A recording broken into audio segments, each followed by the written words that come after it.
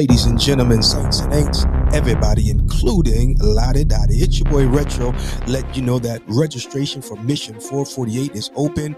You can register today and ride the four corners of your state or multiple states. Who's going to be the first to collect? We have a community that we have to take care of. We have kids that are depending on us. I call them my scholars. I call them my future leaders because that's what they are. And I let them know, don't forget about where you were raised. Be proud of where you come from and give back. It seems more family in Riverview Gardens. It would just be wonderful to get some people to get some of those jobs and help us get these scholars where they need to be. There's a new view on the horizon where learning is required. So you already know me and my murals. So we got this one right here, California Dreaming. You know, it is what it is. And little dude get his little photo op in with the bikes. That's what it's all about, though. So check it out, man. You already know if you got any murals in your city, in your town, man, holla at your boy, man. I'm coming through and get that snapshot, get that photo op, you know what I mean? And I tell you what, man, I'll even take you out for lunch. How about that? California Dreaming.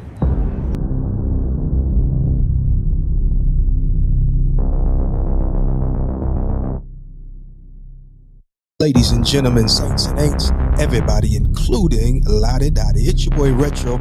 Let you know that registration for Mission 448 is open.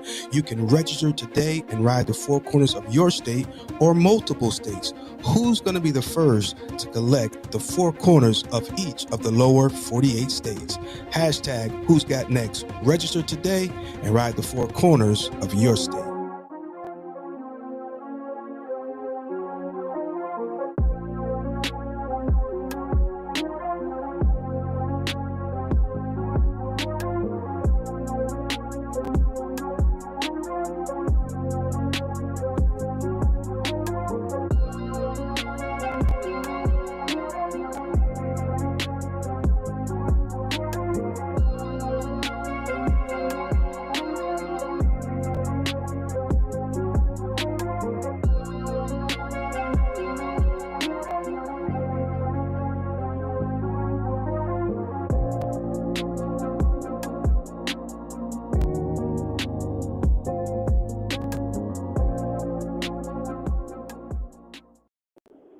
Yo, what's up, everybody, including Lottie Dottie? You already know what it is, man. We got to shout out Lottie Dottie. But before we go any further, let's do what's most important. This is the day that the Lord has made, and I will rejoice and be glad in it. Now that we've handled the business that must be handled, let me ask you this. What is it that you must do first thing in the morning? What is it that you do that starts your day? Is there a proclamation, a declaration? Is there a what is it that you do first thing in the morning? What is it that you, in other words, if you don't do it, your day just doesn't go right, or you don't feel, I'd like to know. I'm being nosy right now, okay? I'm being nosy. So let me know in the comment section. Many people, they have to have, prayer, meditation, yoga, stretch, exercise, run, watch the show. That's probably one. I'm just saying. So let me say what I'm saying and get on out. Right? I had to make a quick U-turn because I left my wallet with my identification. And if I were to get pulled over, I would need my ID to know who I was. I know who I is, but it lets them know who I am. Because people don't take your word. You need proof. What kind of proof do you have in your life going on right now? You say you love me. Where's the proof? What kind of evidence do you have to back up or solidify what it is that you are declaring, what it is that you are saying? Here's a thing that I want to talk about, guys. I'm trying to stall because I'm right here. I'm going to grab my wallet real quick, and then I'll get back into the conversation. So let's get a check-in real quick. Who's watching and where you're watching from? Who's watching and where you're watching from? Today is Tuesday, and we are fastly approaching Thanksgiving, which means we're to the end of this year. Because before you know it, we'll be singing Christmas carols and then making New Year's resolutions. And hopefully, when that comes, we won't be making a bunch of empty promises to ourselves. Hopefully, we won't be making a bunch of empty promises to ourselves. typically the beginning of the year, January, and some get a little head start and start in December, start working on themselves. They, open up gym subscriptions and memberships and stuff, and because they're making a resolution to lose weight and to get in health, to get in shape, I should say, and things of that nature, and then it just doesn't last. It doesn't last. Let me hop out real quick, grab my wallet, and then we'll pick this conversation up, okay? Let me see if I can do this for you real quick. Bada boom, bada bang. Let's see here. We'll go ahead and give you guys a quick commercial break, okay? Yeah, be right back. After coming up the coast, nice little ride. We stopped here at Neptune's, local hangout spot for bikers and everything, and a little seafood. So we're gonna get a little bite to eat right across from the water. So, we're just up here having a good time, checking out some of the bikes. That's fire right there. Yeah. So.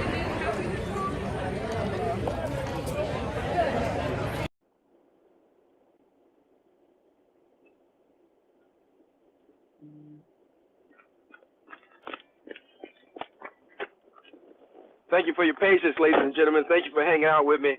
Now, let's talk about this thing. What I look like and how he sees me. A lot of times people look a certain way, but they're not seen based on what they look like. Let me just get straight to it. You should be grateful that God does not, let me make this all inclusive, because I'm the cheerleader of this statement here. I am grateful. We should be grateful that he does not see us the way we look. Or maybe I should say he does not see us based on what we look like. Because he has an expected end for us. And a lot of us, what we're going through is actually making us into the beautiful creature he will have us to be. The psalmist said, it is good for me that I was afflicted. So at a later point in life, he came to the conclusion and the understanding that it is good that I went through what I went through. How many of you have been hurt by somebody, by, situations and circumstances, church hurt, and, we always talk about church hurt, but we don't talk about job hurt. We don't talk about career hurt, and things of that nature. But anyway, I digress. A lot of that stuff, it played a role in making us into the strong, resilient, consistent, powerful, and you add a few more adjectives there, individual that we are to this day, and of course, while going through it, it doesn't feel good. It doesn't even look good, because some of the stuff that we went through, we thought it was going to take us out. But I heard somebody say the darkest hour is just before dawn. In other words, all you got to do is just hold on for just a little while longer. What I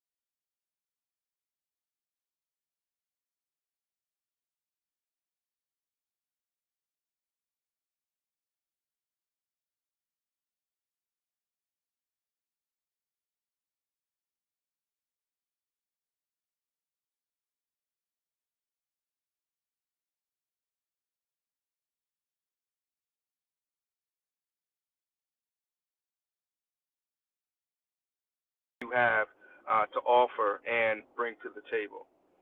And so that, for a guy like me, sometimes is, I'm not going to say a difficult pill to swallow, but sometimes it is challenging for me. So anyway, what we look like and how he sees us. Okay. Here's the problem that some people have. Maybe not all, but here's the problem that some people have. We identify with what we look like instead of gravitating to how he sees us. So what you have as a result is you have boys that look like men, girls that look like women, and what I'm saying by that is they look grown, but they really still stuck in a place. But they say things like this: "Oh, I'm just keeping it real. You know, I'm that person, man. I got to keep it real." Yeah, you keeping it real. You keeping it real stupid. Because when I was a child, I thought as a child, I spake as a child, I understood as a child. But when I became a man, I put away childish things. It is very childish of us to think we're going to keep on behaving and keep on carrying on the way we did in our teens. I mean, you are full-grown papa, or pappy, or whatever, granddaddy, you know. I mean, like, for real, you got multiple grands, and you still acting like you was acting in your teens just because you're trying to prove a point and keep it real because of what you look like? What about how he sees you? We don't even got to get all deep like that. What about how that grandchild sees you? You know, teenager that you once was. Man, I tell you, especially my son, had a problem with that little joker. Because all he ever saw was one side of his father. That was the cool side, the gracious side, the godless side. And so when he got to a certain point in his life, he couldn't receive from me. So he thought, so he had to learn the hard way that old Pops wasn't a novice. Pops ain't new to this, he true to this, And so he got to see a part of me. And I'm not talking violence and all that stuff, but he found to see a part of his father that he had never seen with his own eyes. He got to understand a part of me. So in other words, sometimes we gravitate to what we look like and don't understand how he sees us. And so as it relates to my son and myself in this situation, he the way he looked at me, he saw when he looked at me was one time.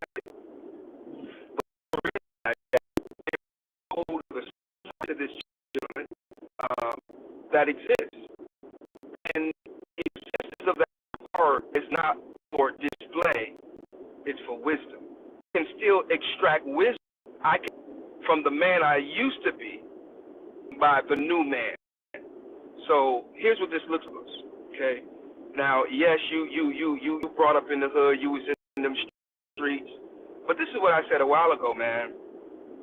I'm from the streets, but there's a difference. See, when you from the streets and you for the streets, you ain't learning from the streets. You just keep on being a slave to the streets. At some point, you got to wise up. At some point, you got to grow up. At some point, you got to fess up. Come on now. And you got to rise above it. It's not selling out. I remember I had this one dude who, because I began to elevate in life at that particular time in my life, and I didn't even know the Lord back then. And he would see me out there in the streets, and he called me a sellout. So I would put it in the street. But the reality was, that if you're going to be out here getting this money, you get this money. But you can't get this money out here trying to cause war, because war wasn't good for money back then, But there was a skill of invisible. There was a skill of being there was a skill. And so I realized that, look, what this dude is doing is he's trying to pull me out of my character, and I can't let it happen. And so I moved on. And folk in church says every higher and higher, and there's so much truth to that. And that's a principle that's applicable no matter where you are in life, whether it's church, business, streets, or whatever. It goes higher and higher. And if you are going to matriculate, if you are going to sustain on that new level, you can't keep stooping to this level's tax and things of that nature, because it will pull you back down to that level. Okay, and I hope this is helping somebody. What you look like and how he sees you. The problem we have is we gravitate to what we look like because it's familiar. We gravitate to what we look like because it's something that we are comfortable with. That's a whole other topic and conversation right there. You see, success and growth ain't comfortable. As a matter of fact, it calls for uncomfort. Yeah, sometimes you got to be pushed to a place of is uncomfort a word? It don't sound like it's correct, but sometimes you got to be pushed to a point where you are no longer comfortable, and it causes you, it forces you, it makes you move, it makes you do something. You got to poop or get off the pot one. I'm just saying, which one you gonna do? We ain't got all day here. And so we gravitate to what we look like. Case in point, you broke and you ain't got no money, and 3 of your 5 friends is broke and ain't got no money, right? So now the 4 of you guys get together and y'all talk about the 2 that's making moves. Oh, they think they better than everybody because they got a few dollars and this and that. Come on, bro. It ain't about that. They just trying to elevate. And you're too scared to make the risks that they made, the chances that they took, the choices that they made so that you can make $1. So instead, you're going to gravitate to what you look like because what you look like is familiar. And now you guys can all come together and put your complaints together and put your accusations together and direct them toward the only 2 that you know that's actually doing something. When what you should be doing is say, hey, wait a minute, don't forget about me. But when you say, hey, wait a minute, don't forget about me, they're going to put a level of responsibility on you, because if we out here getting this bread, if we out here getting this cake, if we out here getting this bag, come on now, everybody's got to carry their weight. But no, you're grown and you don't want nobody to tell you what to do. You don't take what you want to stay broke. You want to stay you want to stay connected to what you look like versus how he sees you. Do you not realize that that God has an expected end for us? Because he has an expected end for us doesn't mean easy. You got to have those hard and difficult conversations. I mean, you've got to. And miss me with that, I'm grown, don't tell me what to do. Somebody going to tell you what to do. Somebody going to tell you what to do. You can stick with the people that will tell you want to hear, or you can deal with the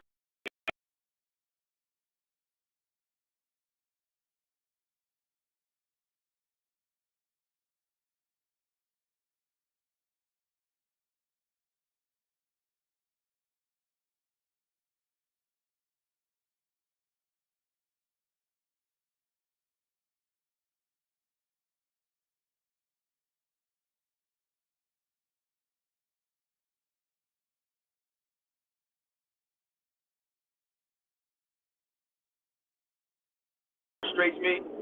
Sometimes it just gives me a feeling that I don't even know how to articulate.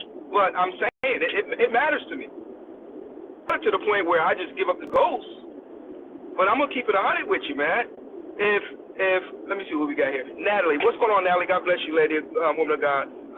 If Natalie is looking at me from a negative perspective, right? I don't want that. I want that off my record. I want that expunged from my record. If you think your brother has an art with you, go and be reconciled. I'm going to have a conversation with you. Had a situation like that, reached out to the brother, wouldn't answer my call, wouldn't return my text or nothing. And then when he finally did return it, it was very negative and very, And so it's like I became public enemy number one ever since, you know. But I've made attempts to reconcile. I've made attempts to let him know that the flag is being waved. We don't have to go to war. We can sit down and we can discuss this. We can sit down and we can have a conversation. But to no avail. All right. So you finally get to the point, or at least I finally get to the point where I say I tried, I made an effort, and the blood will not be on my hands. It will not be on my heart. So I have to really move on. But initially and ultimately, I'm concerned about how people see me. So you got 3 broke friends. You're too scared. You're too fearful, whatever the case may be, to join with them. So instead, you gravitate to what you're familiar with. Because see, sometimes success is found in unfamiliar places, uncharted territory. Sometimes you got to take the risk. You're going to be talked about. You're going to be made to look like a fool. Nehemiah was rebuilding the wall. And when he heard about the condition of his hometown, if you will, he set out to go and do work. He didn't know what all was needed to be done, but he knew something had to be done. So he gets there and he assesses the situation, and they finally get work. And then there's a group of brothers that come by and they begin to make fun of what they're doing, you know. But that didn't stop Nehemiah nor his folks. They kept on keeping on. They kept on working the work that needed to be worked. And so finally, they realized, the negative folk, they realized that what Nehemiah and his few folk was doing was actually sustainable. It was actually commendable. It was actually, they were doing something.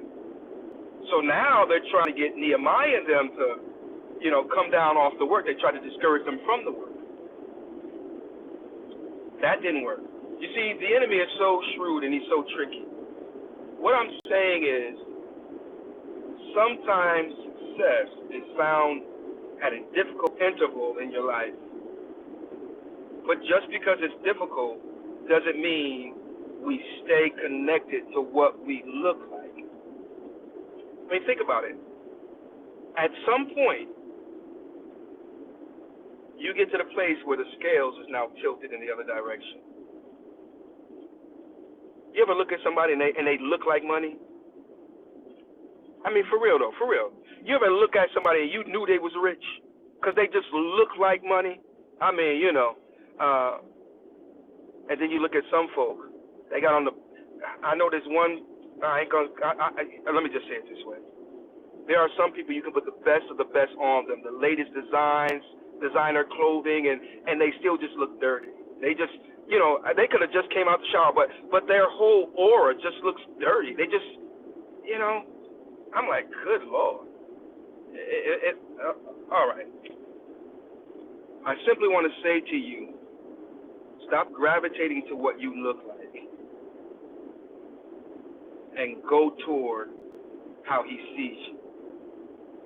He said that we are the head and not the tail, above and not beneath.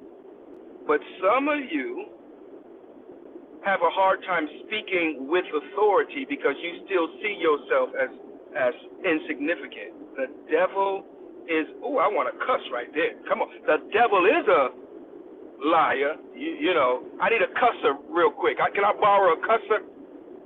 Somebody cuss for me. The devil is a blankety blank.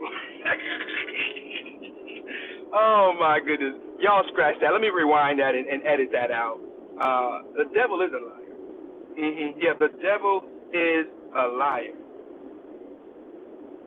So I know what you look like. But how does he see you?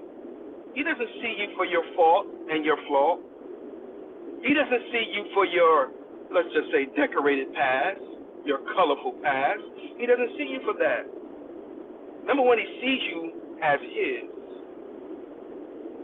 Number two, he sees you as the beloved. Number three, he sees you as the redeemed. The scripture says, let the redeemed of the Lord say so, whom he hath redeemed out of the hand of the enemy. See, he knows that you're in the hand of the enemy, but he doesn't see you as the enemy. Come on now. You know, I was thinking about something, right?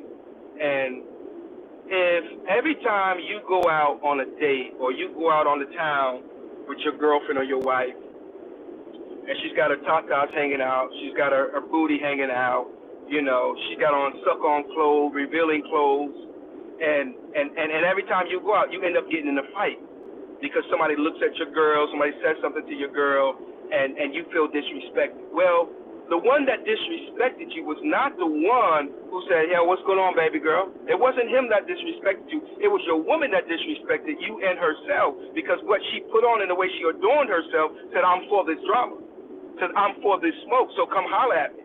It said, I'm free. And so what's my point? My point is, the brother's hollering at the woman that says, I'm hollerable, is not the problem. But your woman's lack of understanding of modesty and lack of understanding of proper respect to not just you as her man, but goodness gracious, herself and the establishment where you are. I'm just saying, you're gonna fight every time you go out because you ain't addressing the problem, you addressing the symptoms of the problem. Maybe I should have just saved that for another broadcast altogether. God sees us in the hand of the enemy, but he doesn't see us as the enemy. Maybe this young lady has a lack of understanding. Maybe her feeling of worth is the attention that she gets from dressing this way. And so it's not even that you got to fuss and fight with her, but you do have to educate her. You do have to let her know, look, baby, you are valuable beyond your hips and your tits. You are valuable beyond what you have between your legs. Come on, somebody. Am I talking real, or are we just not willing to be adults about this type of conversation? So, what you look like is not how he sees you. God's grace to us is not based on what we look like, but it's based on what he looks like. Is a result of what he looks like. And he has called us to resemble him. So ladies and gentlemen, saints and mates, everybody, including Lottie Dottie, stop trying to dress up how you look and begin to understand how he sees you. He sees you through eyes of grace. He sees us through eyes of compassion. One of my favorite scriptures in the Bible was when Jesus was approached by the disciples and asked if they should send the people away. And he says, no. Where are they going to go to get what they need, their provisions and things? He said, sit them down. And then from that you get the parable, or you get the story of the when he fed the multitude, right? But there was one occasion when he said, and I don't want to say it was within the same text, I might be wrong with that, but there was a situation where Jesus, I believe it was, he saw the people, and he said, they are scattered abroad like sheep having no shepherd. And the Bible went on to say, and he was moved with compassion. He wasn't moved with compassion because of what they looked like, even though he identified what they looked like. But he was moved with compassion because of how he seen them in his eyes. Not what they look like, but how he sees them. Okay? And so you have to understand that. Otherwise, you will find value, or the lack thereof, in what you look like. And it's not about what we look like that causes him to extend his grace to us every day. And this is where I'm going to do some teaching on this very soon about a reprobate mind, and I promise you, I ain't going to come at the way you think I'm coming with it. So you guys are going to have to make sure you tune in. We're coming to the end of the year. It may be something that I approach, January 1st, the 1st of January, and just do a series on it. And then again, I may not be able to wait that long. I may dive into it from, ASAP. But we hear a lot of talk about a reprobate mind. And we think that a reprobate mind is always someone who's living a homosexual lifestyle, somebody who's out there, killing people and living a life full of crime. But sometimes a reprobate mind is still preaching the gospel. Sometimes a reprobate mind is still ushering in the church house. Sometimes a reprobate mind is sitting in the pew every single Sunday. Stay tuned. We're going to talk about it. You ain't going to like me when it's all said and done, but that's okay. That's okay. So sometimes we find value or the lack therein in what we look like. But it's not about what we look like. It's about how he sees us. Some of us, we look good, but in his eyes, it's like he said in the Gospels when he said they're on the outside they're white like sepulchres, but inside it's full of dead men's bones.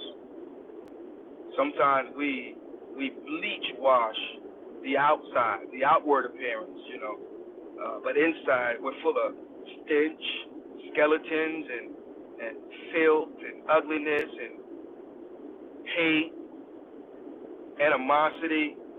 And the list goes on and on. But we jump and we shout. I saw a video this morning, and y'all pray for me and help me. And this is something we need to talk about on Straight Talk, the podcast. So Kelvin, David, if you guys are watching, pray for me. We need to talk about it. It was a little boy. He was a teenager, a young teenager. Must have been about 12, 13. And that little joker was preaching his little heart out. Preaching his little heart out.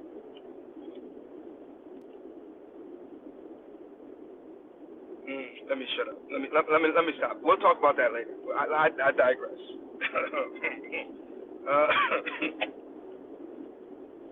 We find value in what we look like.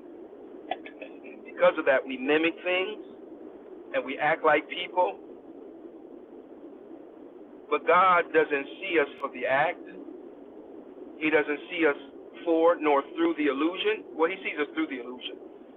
But it is not the illusion. He can see through all of that stuff. And so if you can't be honest with yourself first and foremost, ain't much you're going to be able to get from God but a lesson. Come on, somebody. Yeah. And it might be a hard lesson. So I'm going to leave you alone. Do something the devil won't do, and I'm going to leave you alone. But what I look like and how he sees me ain't always the same. You look good on the outside, but oh my God, from glory,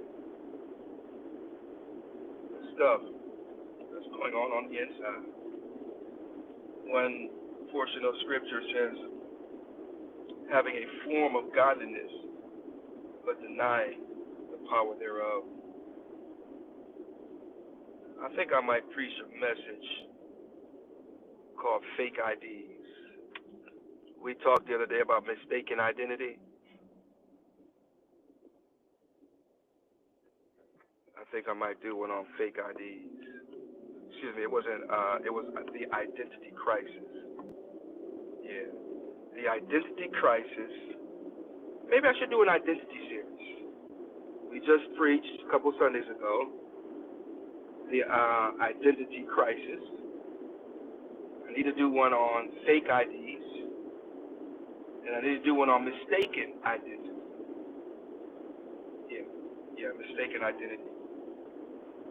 Somebody said, let him cook, Lord, let him cook. Yo, it's your boy Retro.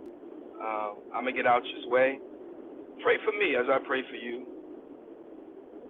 Man, when I tell you what I do ain't easy, you say, Retro, you ain't doing nothing but pressing the live button and just running your mouth. If you say so. But if you know, you know. Yeah, if you know, you know. Make sure you guys stay tuned to the Retro Philosophy Show, as well as Straight Talk, the podcast, presented by the Retro Philosophy Show. We've got episode 2 will be airing on December the 4th. That's a Thursday night, 8 p.m. flyer is circulating on my Facebook page, so make sure you guys check it out and join us for the conversation. Dr. Kelvin Jones alongside Dr. David Eady and yourself, just a little retro. We're going to be sitting down and we're going to be discussing things straight on, you know. So where real talk meets maturity. So tune into that. And if you're watching and you are a rider, make sure you keep your ears peeled and your eyes open for Mission 448, where we ride the four corners of every state. Hashtag Who Got Next. Don't Fall Apart. That is the women of Upper Praise Ministries are having a service on the 29th of this month. It's entitled Don't Fall Apart. Make sure you guys check that out as well. All the information will be on my page, so check it out. Oh, yes, and the Genesis Ride coming up January 1st. Man, it's going to be a banger, as it is every year. We get together, we ride. Usually the ride lasts for about 45 minutes to an hour. It always ends at a local restaurant where we stuff our faces and feed our souls. And we do a recap of the year. So in this case, we will be doing a recap of 2025, and we will cast vision for 2026. I do believe that the Lord has great things in store, so we will be sharing with those in attendance what the Lord has laid on our hearts for the ministry, Praise Ministries, as well as Kingdom Alignment Motorcycle Ministry, as well as the region in which we serve. So if you need more information, you can reach out to myself or any of the Kingdom Alignment Motorcycle Ministry members, and they will fill you in on that information. Kickstands Up will take place at 10:30.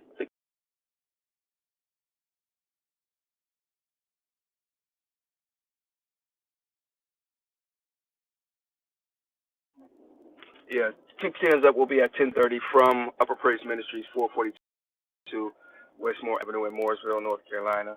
I've reached my destination. I have to go in here and fulfill my assignment today.